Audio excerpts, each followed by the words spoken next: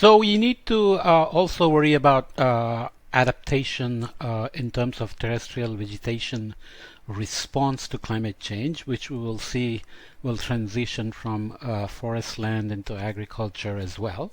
But in general, the response of the terrestrial vegetation system is going to affect the biophysical and biochemical feedbacks to climate change, and afforestation is in the mix of the nationally determined contributions to the Paris Agreement by many countries as additional carbon sinks. So modeling the terrestrial vegetation, we already looked at the dynamic global vegetation models and other types of models in the context of hydrology, eco-hydrological models and so on. So terrestrial vegetation and climate change typically relies on equilibrium biogeography models, where you have these broad characteristics of biomes like tropical evergreen broadleaf forest, tropical semi-evergreen evergreen broadleaf forests, temperate grassland, and xerophytic shrubland, and so on. So these are observed, long-term observed vegetation types that have been prescribed in some models, and then you do the exchange with the atmosphere. Observations exist for ecosystem shifts and changes all across the globe in terms of at least showing that with the warming and the expanding of the tropics, some species move, ecosystems do not move. So in the, let's say, observed long-term climatology, you had certain vegetation ecosystem in this place. Then when climate changes, either it's precipitation or temperature shifts, some species can move, and there is generally broad classes of mobile generalists and sedentary specialists and so on. Also happens up the mountain slopes, where as the temperatures increase and the snow line goes up, vegetation follows, but it's not a group of species or the ecosystem that moves.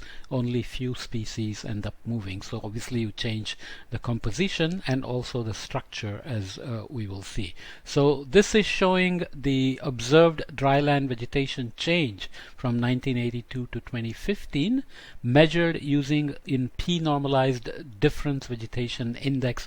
NDVI is normalized difference vegetation index, which can use radiant signal measured by satellites and its relation to chlorophyll and fraction of photosynthetically available radiation that's absorbed, etc., to convert it into a vegetation index. So map showing the largest absolute attributed to driver.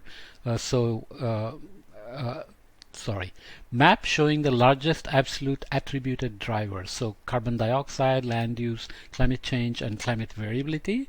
And C shows the, so here you have A, B, and C. A is the observed dryland vegetation change, as I already mentioned. The mean and magnitude, mean absolute value of the different drivers of change in NDVI max between 1982 and 2015, and the categories here are observed.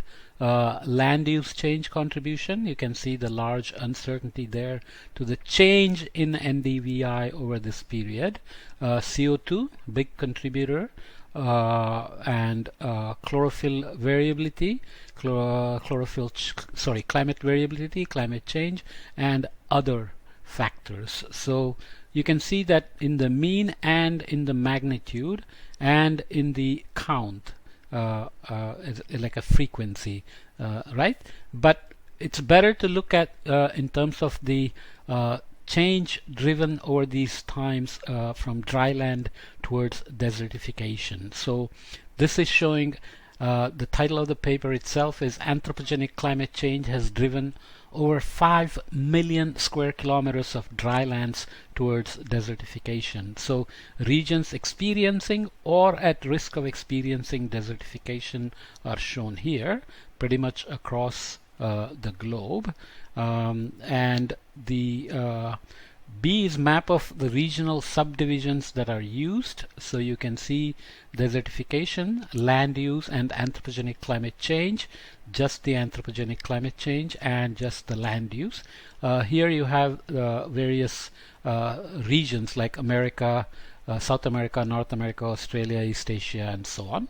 And here again shown are for each region the drivers, what is observed, and the contributions from land use, carbon dioxide increases, climate variability, climate change, and other factors. So the point is that there is already detected change in terrestrial vegetation that is attributable to human activities like land use, CO2 emissions, and related climate variability and climate change. So climate variability is just El Nino and La Nina, variability in monsoon, and so on, and change is of course the trends.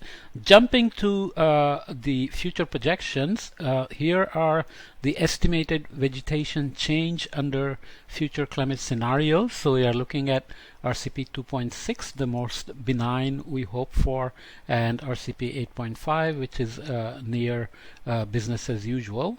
So projected temperature change, the mean and the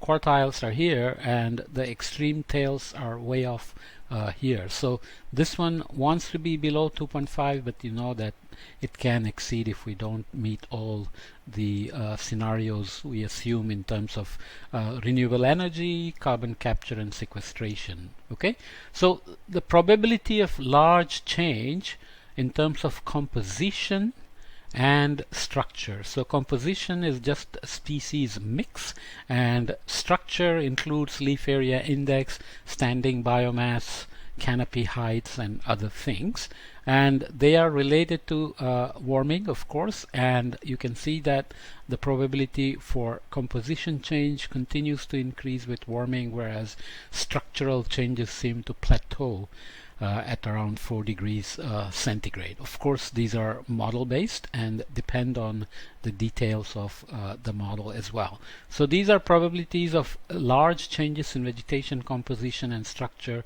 as so that's that. These are the maps of composition and structure changes for RCP 2.6 and RCP 8.5. As you can expect, both the composition change and the structure changes have larger probabilities of large changes with higher global warming.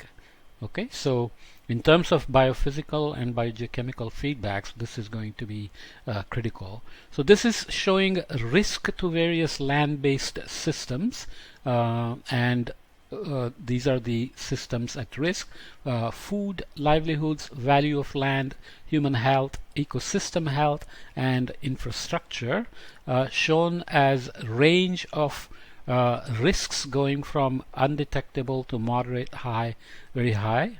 So the legend for the confidence goes from low, medium to high in these colors, and you can see it is related to, again, rate of warming.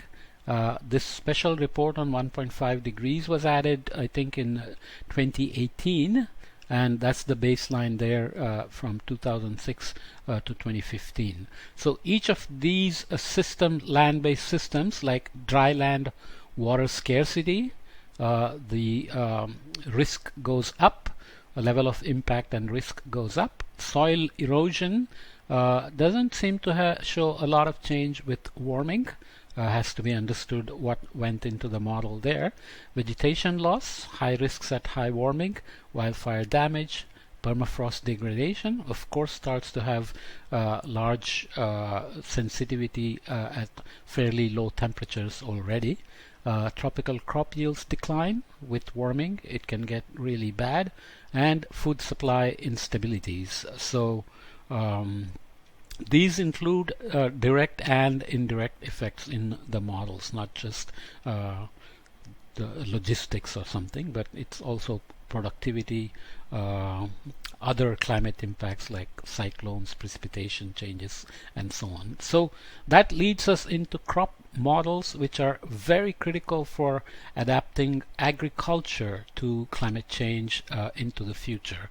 Based on understanding of plant, soil, and weather management, you have crop types.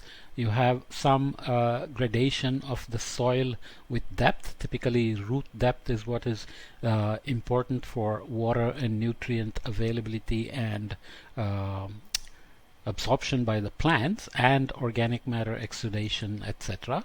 So there is exchange of fluxes and carbon, water, etc., energy. So the models carry carbon and nitrogen, and they calculate growth, yield, fertilizer applications, water withdrawals and requirements, tillage practices, and so on. And they require weather input, management practices like irrigation, drip irrigation versus flood irrigation, or manure versus fertilizer application, and so on. For scenario modeling, we do historical climate conditions, forcing crop models. Then model calibration and improvement is a constant exercise, especially as you increase the details of the crops and the details of the climate variability and change observed. Then you couple them typically to agricultural economic models. Not all models do this, but when you want to do future scenarios, market demands, food insecurities, and so on, biofuels competing with agricultural grain, food supply, and so on, also become important, for example. And there is evaluation and model intercomparison to understand better the range and dependencies on formulations, parameterizations, uncertainties associated with that, and so on.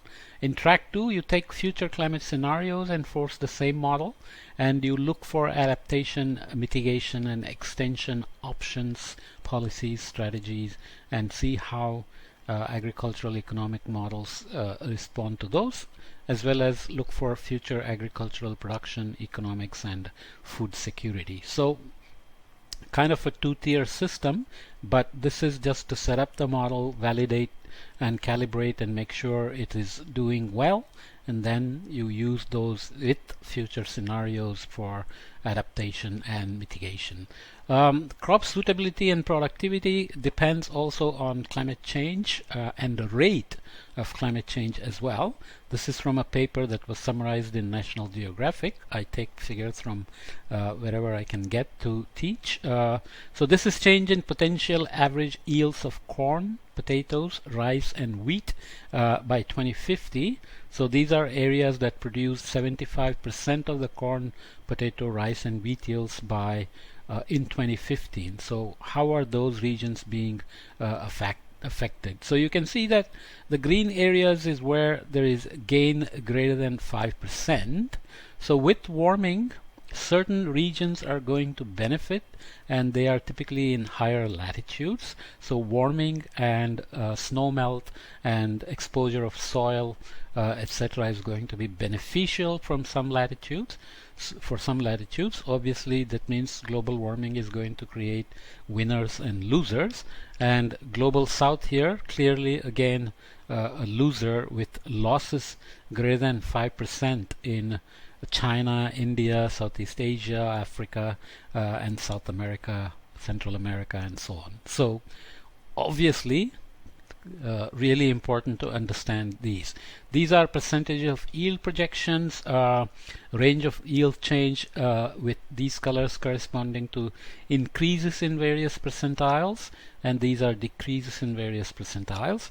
And you can see that going from 2010 to 2090, 2029, 2030 to 2049, and out to the later part of the 21st century, the range of yield changes that are positive keep shrinking, and the range percentage of yield projections that depict decrease in yield continue to go up.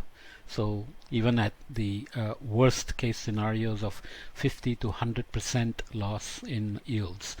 So obviously this is going to be a serious issue and has to be combined with socioeconomics, water availability, energy. So food, water, energy nexus is one thing. They're closely related to each other, and there is also the health mix in that. So adaptation information needed locally and very reliably is very important for agricultural adaptation to warming and other related changes.